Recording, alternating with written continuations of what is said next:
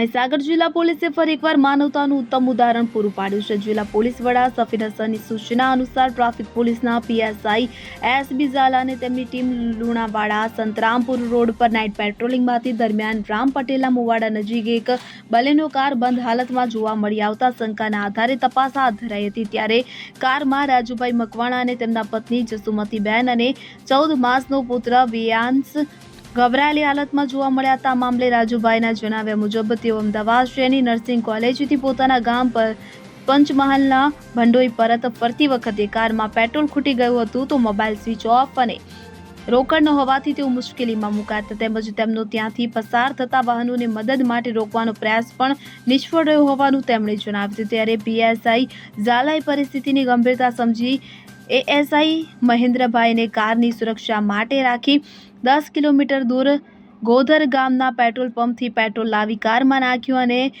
Airlock થયેલી કારને ધક્કો મારી ચાલુ કરી આપી પરિવારને સુરક્ષિત રીતે રવાના કર્યો હતો। ત્યારે આ ત્વરિત મદદ બદલ રાજુભાઈના પરિવારે જિલ્લા પોલીસનો હૃદયપૂર્વક આભાર વ્યક્ત કર્યો હતો। આમાં ઘટના પોલીસની ફરજ અને માનવતાનું ઉત્તમ ઉદાહરણ છે। રાજુભાઈ મકાભાઈ અને અમદાવાદથી ઘરે આવતા હતા લુણાવાડા અને પેટ્રોલ પંપ 5-6 કિલોમીટર દૂર હતું। ત્યાં પેટ્રોલ હતું નહીં, ઓનલાઈન પેમેન્ટ હતું પણ મતલબ મોબાઈલ સ્વિચ ઓફ થઈ ગયેલા। તો સાહેબ એસબી ઝાલા સાહેબે અમને પેટ્રોલ લાવી આપી, મદદ કરી, એમનો ખૂબ ખૂબ આભાર।